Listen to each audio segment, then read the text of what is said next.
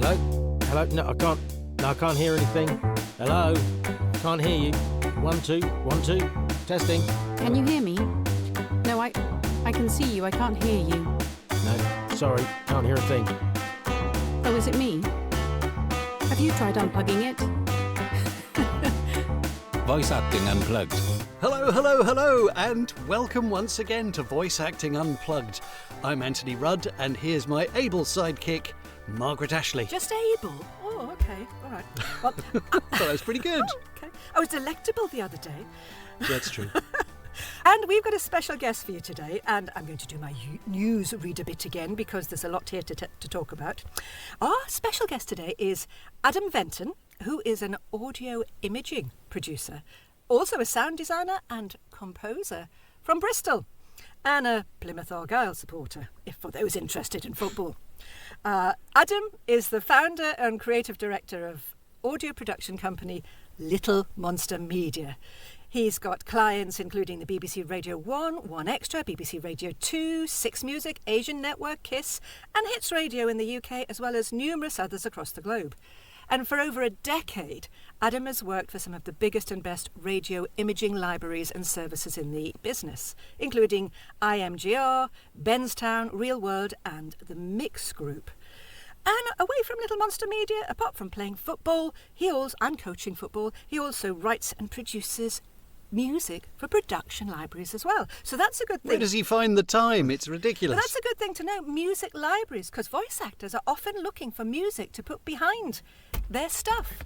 Welcome, Adam. Now, I've given you that introduction. Do you want to tell us a bit about yourself in your own words? I think you've kind of covered it, to be honest. That was quite the introduction, to be fair. Delighted to be on. Thank you for having me, first and foremost. A lot of those things kind of have fallen by the wayside since I had 2 small children. Because the answer to that question, where do I find the time? I don't have the time for some of those things anymore. But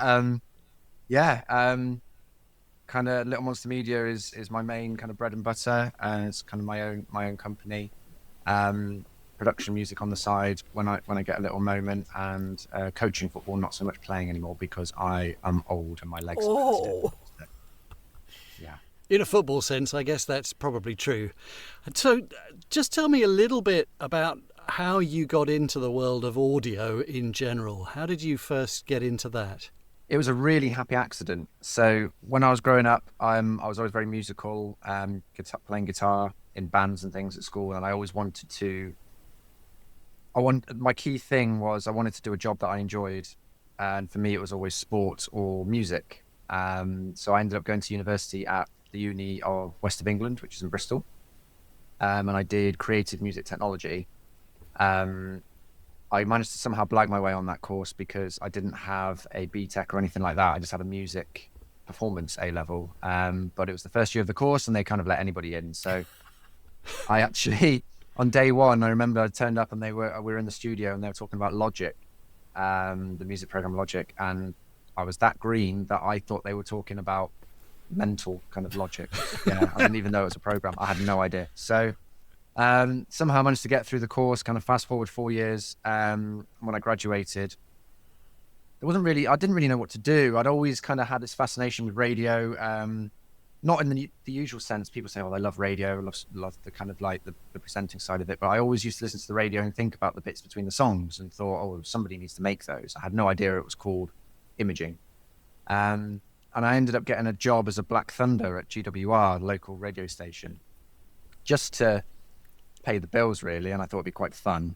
And then when I went in, there was a marketing lady, it was a woman called Anne-Marie, bless her. She said to me, you're not really outgoing enough for this role, but I like on your CV that you've got music technology. And our producer is a bit stressed. So do you want to have a little chat with him and see if you can help him out? And I was like, yeah, okay. So, and that was Ben Marks of Real World fame. So right. Sat down with Ben and he said, this is what I do. This is radio imaging over a couple of hours. And when I left that day, I was like, that's 1,000,000% what I need to be doing. I want to be doing that. So, and that's where it all started, really. Funny enough, I used to do the traffic and travel for GWR Bristol many years ago.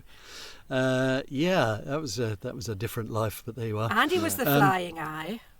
Well, not for them. Ah. Joe McGrath was your flying eye in those days, Okay. who ended up your breakfast show presenter in the end. Yeah, I was. So I was there in 2010. So it was Bush and Troy Oh, right. on breakfast, Well after him. and they had Yeah. Thunderbike Sam York. Yeah, I was there for. I did 2 years unpaid with Ben. So he did the deal with me where he was like, if you come in and help me do box pops and little kind of audio tasks, then I'll give you my time every week to, go away and make stuff and basically coach me on being a producer. So it was a Wow. bit of an apprenticeship, really. And then I'd spend my other time black thundering and working as a waiter to kind of get by. Do you want to explain what black thundering is? Can I swear? Yes? Yes. Basically just dicking around in a car with giving out stickers and mugs and things, and it was great fun. to be Great fair. big branded vehicles they were. They were amazing. Yeah, they were. It wasn't quite so good as when we became Heart Angels in the rebrand, but as a Black Thunder, you drive around town and everyone's like, "Oh, it's Black Thunders," and it was quite cool. And I met some friends for life on that crew. That was such good fun. So yeah, just kind of like going to events and things, that being the face of the station really, and kind of interacting with people and trying to be bright and bubbly, which is being a producer. It's not really my forte. That's why like Anne-Marie was like, it doesn't really fit your character, but those around me were brilliant, and yeah, I had a great time. Can you explain just exactly what the process of imaging is? I mean, a lot of it can be branding, a lot of it can be just music jingles, a lot of it also involves voice actors. How do you go about deciding what it is you want to do, or who somebody employs you? Fundamentally, it's the sound and identity of the station, or a podcast nowadays, or anything really, kind of audio branding in general. Because things were very kind of linear when I first started. There weren't podcasts as such. It was very radio imaging, where that seems to have expanded now to audio branding or audio imaging because of podcasts, social media content, all that stuff. And fundamentally, it's exactly that. It's just the sound of a brand. And in the radio imaging's case, it's the sound of a station. So the kind of tone of voice, the selection of voiceover, the selection of music, sound effects, all of that sort of stuff. If you have Smooth and Kiss next side by side, and you did an A and B test, you'd hear complete differences aside from the music they play. And that's radio imaging, and that's the branding that does that job. It's changed a lot over the years. I remember when I was first involved in radio, everyone seemed to get their jingles from Jam in the States. Great big sung productions with choirs of dozens of voices. That doesn't seem to happen so much anymore. Is there ever sung jingles anymore? There are. I go against the grain here, and people will hate on me for it, but I really don't like jingles. I never have. Yeah. I'm very much at the mind where I much prefer kind of like cool sounding imaging, or not even cool sounding, just kind of like imaging with kind of drops and things, rather than big sung jingles. I just don't like them. So you do still get them. I mean, we do some work with TM Studios in the US and Chris Stevens in the UK, like one of the nicest guys in radio, and brilliantly knowledgeable, and they're very heavy on jingles, obviously, still. So there's definitely a market for it. And Capital, of course, Capital's still jingles, isn't it? So Yeah. but I prefer more like Kiss of 2008 to 2012 era. So when you had Matt Lomax and Simon Palfrey, And Andy Roberts, of course. Yeah. Andy Roberts at the head. So that kind of Yeah. time, their imaging was just absolutely stellar. That was what I was aspired to be like. Now, if somebody wanted to get into imaging as a job today, how would they go about it? That's a really good question, and it's getting harder and harder because of the closure of all the regional sites. So my route in wouldn't apply anymore. That said, with the kind of emergence of podcasts and even people doing their own radio shows and things at home, you could quite easily just do it yourself on YouTube, or kind of find a community station. Community stations are still going from strength to strength. I think even more so since the wrap up of a lot of the local sites. Yeah. So there are opportunities there, but you kind of need to look for them. You need to look for them. So, and there are kind of services like mine, not so much kind of like Little Monster Media, but there are kind of, when I say services like mine, I mean independent companies. So WizFX spring to mind, Chris Nichol and Sam Parker at WizFX. They have a whole kind of masterclass part of their website for people coming in so they can kind of learn how to produce. So that's a really good resource. So there are ways and means. You just need to do a little bit of digging. And is AI impacting on your industry, or is it just the tiny little stations that probably couldn't afford your services anyway that are using it? With regards to imaging, we're kind of using it as a tool. So there are benefits to it. So I'm just trying to think of how I've used it recently. I don't use it for scripting. A lot of people are starting to use it for scripting, and I don't agree with that because it's very obvious. Idea generation, you could use like, ChatGPT or something like that, but I still think it needs a human touch to kind of be relevant and custom to the client. But things like analyzing music at the click of a button to find the key and the BPM, that's a useful kind of integration of it. I spent a lot of time learning about keys and BPMs and different things like that, analyzing music. But you don't necessarily have to do the music knowledge, the music theory side of things these days to produce. You've got tools that you can use. So it's helpful in that sense. With regards to, but you'd never use it as to generate audio, for example. I wouldn't. No, I know there are companies that are doing it. So I saw Benstown, I think it was, or is it Real World? One of the big libraries have something where they can create listener drops now using AI. And I don't know anything about it, so I wouldn't kind of discuss it too much because I'm not familiar with it. I haven't used it, but on the face of it, I'd question the authenticity of something like that because, it's not a real person. Sure. And I like the authenticity you get from using kind of people on the street still. Not that we do that much anymore, but, voice notes and stuff like that. I think real people will always give you something that AI can't. Exactly. Yeah. Speaking of real people, how often do you use in your business voiceovers? What percentage of idents contain voiceover these days? I think everything I do has a voiceover. The difference is, and I say this to a lot of people who get in touch with demos and things, I'd say 90 to 95% of our work comes in with a voiceover attached. So by that, I mean stations have a station voice that they provide when we build things for them. Okay. So the occasions where I have to go out and find a voice for a project are few and far between. And you know us now anyway, so... Exactly, I just couldn't Margaret's always going to get in there with the sales pitch. It's always going to happen, I'm afraid. So apologies for that. I'm such a marketer. So you said things have changed over the past 10, 12 years. Where do you see it going in the next 10 to 12 years? It really depends. It really depends on how regulated things become, probably at a government level, I would say, without knowing too much about it. Theoretically, my job could be extinct in 5 to 10 years if AI becomes good enough. I don't think, like I said, I don't think the quality would be the same. But I think if the quality gets to a point where it's good enough, that larger companies go, this is good enough, Joe Blogs on the street, our listeners aren't going to care, and we can save a ton of money, then we'll do it, because that's what they've done with everything so far. Wrapping up all the stations was exactly that, saving money. So that's a real concern. Same on the production music side of things. AI being able to. A really good kind of mentor and friend of mine, Colin McGuinness, who was my boss at UKRD.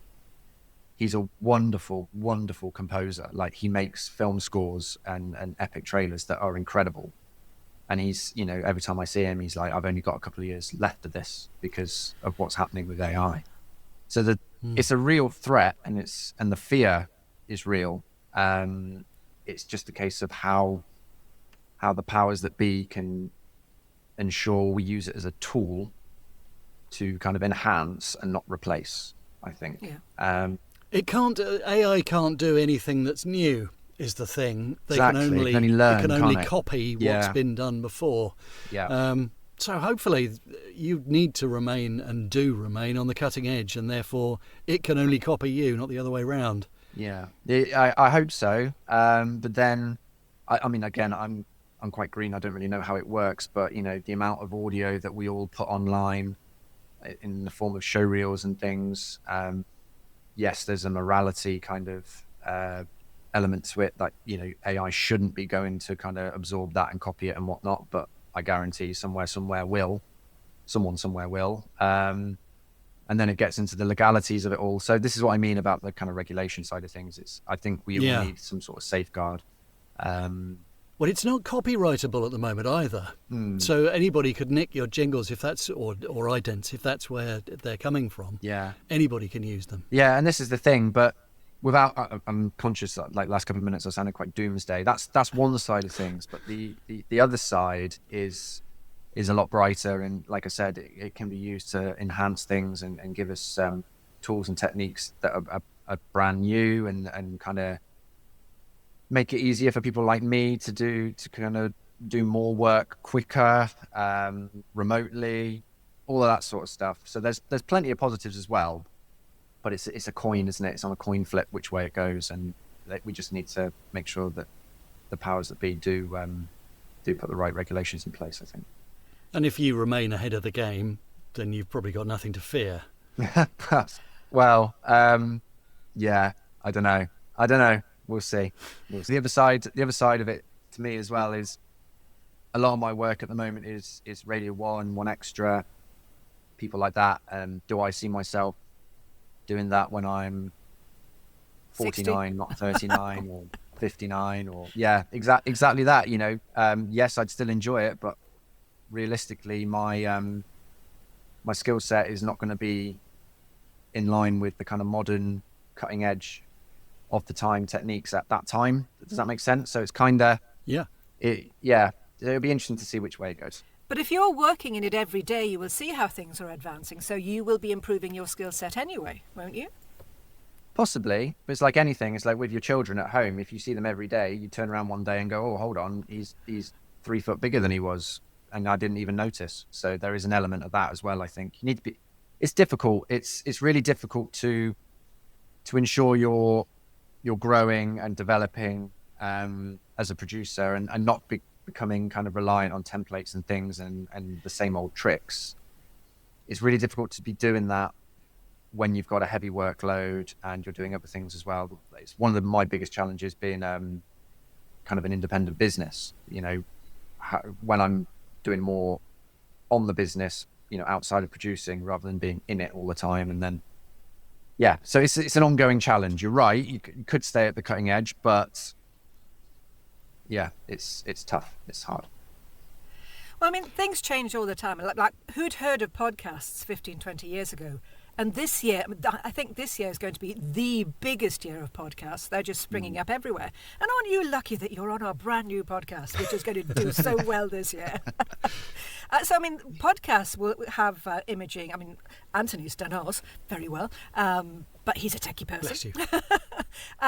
But other podcasts will not have Anthony's talents, and they will be requiring people to do their branding and their jingles and things. And so that, if it's expanding as it is, surely there must be a lot of work there.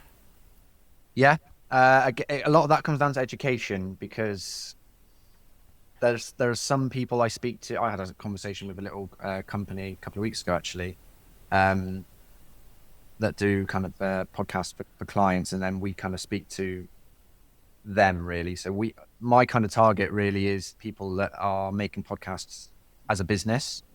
So they might do all the content creation and things, and then I'll kind of give them the branding to dress up their content really, rather than doing a podcast from start to finish. But one of the conversations I was having with them was people just don't want to pay. So if a lot of people starting a podcast just don't want to pay for music, they'll get free music off the internet, they'll get free effects from somewhere, and they'll put it together. So there's a lot of education around, the quality of audio and the benefit of having quality audio as opposed to cheap audio. It's like anything, one of the phrases I seem to be saying a lot of recently is, you can't bake a brilliant cake with crap ingredients. The end cake is going to be as good as the ingredients you use, and it's exactly the same with audio. If you use run-of-the-mill stuff, then you're going to get a run-of-the-mill sound. So yeah, there's a lot of education needed, I think. So have you thought about doing a TED Talk? Oh God. That just came out of the blue. In short, no. Lucky to get me on a podcast. I don't know. There's something in the education side of things that I have considered, providing through Little Monster Media. It's the time to put it together and make sure it was good enough. So hence why when people talk to me about kind of learning production, I kind of direct them to Wiz, because on the face of it, you could say, Wiz are a competing independent company. But that's the beauty of the radio imaging / audio branding community, actually, is that there isn't really any of that. Everyone helps everybody. And I've known Chris for years and Sam, and they're lovely, lovely people. So I'll happily direct people to them to learn about it. So yeah, but maybe a course or something down the line, perhaps. So in your studio, I can't really see from here. Have you got banks of synthesizers and that kind of stuff, or is everything virtual? Or most of it's in the box. I've got to look around. Yeah, I got an Arturia Microfreak hardware thing. That's quite good for sound design. And the rest, I've got a couple of guitars scattered around, gathering dust. But most of it's in the box these days. Yeah, which is... How much do you get to use it, or is most stuff drops and things now? How much do I get to use? What? Sorry. Your instruments. Guitars, not so much in the radio side of things. Production music, yes. And I've got a 61 key keyboard just on a shelf under me, so I get to use those things in the music production side of things. But imaging is generally all in the box, which is really helpful, particularly when you're on the move or need to work remotely. So. Lots of sample use. Yeah, I mean, sound design, we make our own. So I make all my own sound design packages. So I use all of those and everything. But kind of, drops and things tend to be still the old way of mining acapellas and things and cutting out anything that sounds relevant and sticking it in a folder for a later date. And do you get the opportunity to kind of have free reign with it, or are you having to check back with the client every 5 minutes to see whether they approve of something? I'm really lucky with the vast majority of people I work with have a lot of trust, and I've worked with for a while. Well, having said that, I'm in the middle of doing a project this month with RTE in Ireland and it's the first time we've worked together, and they've been great. So obviously the BBC I've worked with for a long time, so they kind of go, we need this, just crack on and make it, and then it'll kind of obviously get approved and tweaked or whatnot. But that micromanaging wise, not really. I'm lucky in that sense. Yeah, I think in the earlier days of Little Monster, where I was kind of working with everybody that came to me to kind of obviously grow and establish the business, there was a little bit more of that, where it was a little bit more tricky with some clients. But as time's gone on, and you can be a little bit more selective of who you work with. That's one of the real benefits of being an independent. If someone's not very good to work with and I can afford not to, then I can, say no. Where radio is very much commercial radio contracting, television is expanding in a phenomenal sense. Are you finding more and more work from television production, or do you envisage that happening in the future? Possibly. I don't do any TV production at the minute at all. Partly because I don't have any experience or ability in editing all picture, so visuals or video. And I think a lot of the stuff that goes on with TV is It's all done in one thing. Together, yeah. So the audio, like the audio might be done by a video editor as well. Not always to the best end result, but because it's probably cheaper than hiring 2 people to do the same job. But yeah, I've toyed with the idea of learning how to video edit and a few years ago, and then I decided, you know what, I'm just going to stay in my lane and try and be as good as I can at the audio side of things, rather than kind of Being a jack of all trade. Yeah, exactly. How about Europe? Do you get any contact with clients over there? Are you looking to expand in that area? Yeah, we work with NRK in Norway quite a lot, and I've just done some stuff for P5 also in Norway. So 2 really good stations to work with. Other than that, I'm trying to think. RTE, obviously, in Ireland, who I mentioned. So yeah, it's something I'd like to do more of and push more of. It's one of those things, actually. It's like I alluded to earlier.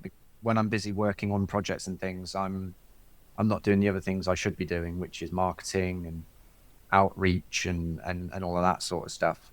Until kind of the work pipeline dries up a little bit. And if it doesn't dry up, I tend to be working for the same stations regularly. That's what's happened the last couple of years. So that's something I'm actively working really hard on trying to get better at, actually. And it's the business side of things. I'm working with a business coach who's constantly telling me, go on LinkedIn and do this and contact these people and do this. And I'm just like, okay.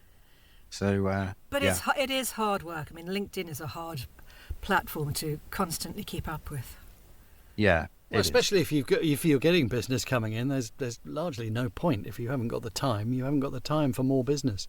Yeah. Well, this is the thing. I kind of had to sit down and have a little think about what I wanted Little Monster Media to be. Did I want to try and grow as fast as I could and compete with the likes of Real World and Benstown and people like that and have loads of staff? Or did I want to just kind of make a living that was, enough for the family and do work with clients that I enjoy? And I'm very much on that spectrum. I'm very much on that end. So yes, I'd like to grow. Yes, I'd like to work with more stations, bring more money in. Of course I would. Everybody does, but not at the expense of time spent at home, particularly with a 5-month-old and a 5-year-old, So those times are precious. So when they're 15, 16 and don't want to spend any time with me, then maybe I'll push for some more work. But you never know. They might want to follow in your footsteps and learn all about what you're doing, so they'll be with you a lot.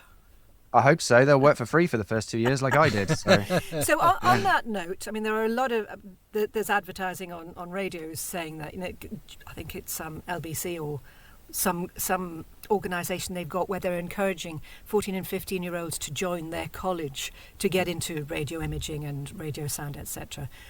What advice would you give to those kids who are thinking about, I'd love to work in this industry? How should they go about doing it? Or would you tell them to find something else? Oh, no, I wouldn't tell them to find something else. I think I'm a massive believer in, if you have a passion, then you should follow it. Because if it all goes to shit, then you can go and get a job that you need to get to survive. That's fine. I mean, I worked as a waiter. I didn't enjoy it, but it served a purpose for a couple of years. And I'll say the same to my kids as they get older. Do what you enjoy, because life's too short to sit in an office and just exist. So yes, it's hard and more difficult than it was when I was doing it to start with, but the opportunities are there. It's just a case of whether it's a college course through LBC or whatever, or global or whoever, or just learning. Like what I would do personally is I would research the companies like mine, like Chris's, and the producers that work at these bigger stations, find out who they are and reach out to them and just ask to meet them, and then see if you can develop a relationship that way, because one, it's not going to cost you any money, and two, if a job comes up in one of those places, you're already on their radar. Whereas if you're on a college course, you're with 20 other people. So if you can do both, if you're on a college course and still reach out to these people, I really think kind of human connection is still the best thing. Like if I had to fill a role tomorrow and I had 2 producers here sat with me, one was brilliant, but not that, didn't click with him as a person. One was average, but he was hungry and really nice to work with and just had a good kind of outlook on life. I'm taking him all day long, and then you can learn the stuff. So human connection and old school kind of reaching out to people is what I'd recommend. And for the voiceovers of this world, you said that mostly they're brought to you from the radio station because they've picked them as voices. Mm-hmm. How would they go about getting in touch with the radio stations? Do radio stations tend to have a lot of them, or is it just one? Or it's really tricky because there's so many voiceovers. You don't want to fall down the way of just kind of being in someone's inbox saying you're a voiceover, because a producer that's busy is likely to go either I'll look at it another day or just hit delete. Not because of anything that they've done, not because of anything that they've said, but just because it's another voiceover, so I'll deal with that another time. And they'll go and find them, presumably from agencies and so on when they need them. Yeah, I mean, I always use voiceovers.co.uk rather than an agency, just because you can jump on, search by keyword and find people. I don't really do that anymore. On the rare occasion I do need a voice, generally I know somebody from networking over the years that will do it for me that I'm looking for. So I think it's about trying to be clever and trying to be different. I don't know how, so it's a bit vague. But just not being one of the many. Try and do something that's a bit different. Something I used to do when I was trying to get in touch with people was, if I was wanting to speak to the, Matt Lomax at KISS, for example, if I wanted to try and get a meeting with him, I would make a demo as though I was working for KISS. So it's same style, same voice, even if it was my voice. So I guess as a voiceover, if you're pitching to a particular station, maybe make a demo at home. It doesn't have to be the great, because the production doesn't need to be great, because that's not what they're listening to. They're listening to your voice. No. So why not do a demo where you're pretending to work on that station? Because then all of a sudden, even if they turn around and go, oh no, you're not the right fit, well, at least you've shown what you would do. Whereas they might turn around and go, actually, that might be worth exploring. Yeah. It's brilliant. Adam, thank you so much. We've actually run out of time. It's been brilliant having you on. Thank you for taking the time to talk to us. It's been an education to me in particular, because it's an area that I've always been interested in. So thank you very much for coming. If people want to get hold of you to produce some imaging for them, where's the best website to go? littlemonstermedia.co.uk. Everything's on there, contact forms and things, nice and simple. And he's a very nice person. Yeah, very nice person. I try. Thank you so much for having me on. I definitely do welcome. Podcasts, and I've really enjoyed it. So thank you very much. Well, if you've enjoyed listening to the podcast and learning everything that Adam's been able to tell us, do leave comments in the notes below and read everything that's there and get in contact with any of us if you'd like to. And thanks very much for listening. Bye.